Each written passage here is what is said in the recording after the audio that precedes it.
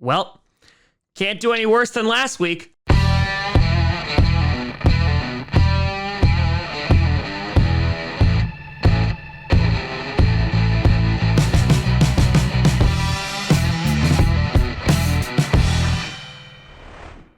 Grossi Posse Packer Nation. Welcome to an episode of Packcast, the podcast where you don't have to be Packers fan, but it sure does help. I'm your host, Tom. My predictions last week were just as good as the Packers special team on Saturday, Grossi. And today, we will be predicting the AFC and NFC Championship games. Last week, folks, oh boy, that's the worst I could have done. I went 0-4 in my predictions, every single one wrong. But there's only one that really hurts. Just one. And so I look to redeem myself this week by maybe picking, I don't know, at least one right. I got a 50-50 shot. And so with that being said, let's frickin' frack and get into it. Starting off with the AFC Championship game, you got the kitty goes meow Cincinnati Bengals taking on the Kansas City Chiefs. If you were to tell someone at the beginning of the year the Chiefs were going to be in the AFC Championship game, people would be like, yeah, that makes a lot of sense. If you told them they'd be playing the Cincinnati Bengals, I don't think anyone would have believed you. The Cincinnati Bengals are on a miraculous run right now. And I have to say, though the defense is not all there, they kind of remind me of the 2010 Packers. You know, win the Super Bowl, maybe getting there a little bit early. They don't have like their whole team put together. But right now, man, you just cannot deny the Bengals won the division, just knocked off the number one seed, and now they have an opportunity to go to a freaking frackin' Super Bowl in Joe Burrow's second starting season. That's damn impressive.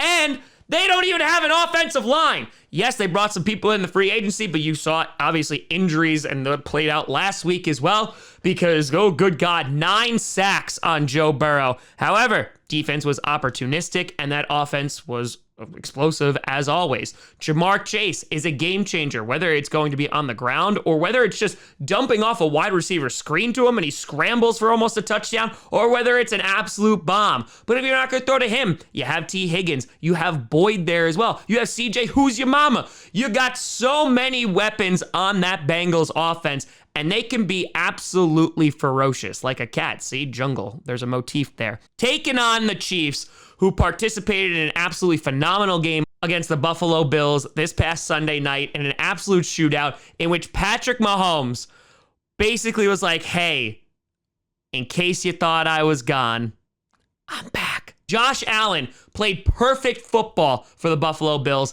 and still lost because of Patrick Mahomes and his ability to drive the ball downfield, 13 seconds left, get it down there, and of course Buffalo could have squibbed it, but that's neither here nor there, and the Chiefs have punched their ticket once again to the AFC Championship game. Their defense has been underrated, however, allowed a lot of points this past Sunday against an explosive offense. The last time these two teams met, we know the result. The Bengals won. Will we see a similar result here? I think on paper, the Chiefs definitely are the better team and more complete team. Patrick Mahomes doesn't really get sacked, definitely not last week, as he literally was eluding every single Bills defender, even when he was under pressure. So I am going to pick the Kansas City Chiefs here to end this Cinderella story of the Cincinnati Bengals. However, if that's the case, Bengals fans, you have nothing to be ashamed of. And you get an offensive line, you get some pieces there, you get some pieces on that defense, you're going to be back here sooner rather than later. Then moving on, you have the NFC Championship Game. For the first time in 12 years, no Tom Brady, no Aaron Rodgers in a championship game. The Last Dance? Nope, not so much. Not according to Jimmy G and the San Francisco 49ers, mostly their defense. And the Rams knocking off Brady. So these are the reasons why. Both these teams very familiar with one another. Shanahan just has McVay's number as the 49ers swept the Rams And even better, the Rams freaking allowed the 49ers to even get into the playoffs. And so if the 49ers wind up winning, oh boy, is that going to be a twist of fate. The San Francisco 49ers, a variety of ways to beat you. Their offense, not really the way that they beat the Green Bay Packers this past Saturday. The defense was suffocating. After allowing a fantastic drive by the Green Bay Packers on their opening drive, they shut it down. They caused a fumble. They blocked field goals. They blocked punts. And the 49ers defense came to frickin' frack and play. Nick Bosa, obviously a game changer there. And while the offense wasn't explosive against the Packers, you know that run game can be damn good. Deebo Samuel, Elijah Mitchell, just game changers there. Juwan Jennings, when he's on, can be good. Jimmy Garoppolo, though, it's going to come down to him. Can he play mistake-free football? He seems to always have an interception, and that might be the game changer in this game. Meanwhile, the Rams dominated the Cardinals, dominated the Buccaneers, and then completely blew that lead and completely fell apart. A lot of question marks with the Rams after that kind of performance. However, they got it done. Matthew Stafford coming in super clutch, driving downfield with Cooper Kupp, and here they are.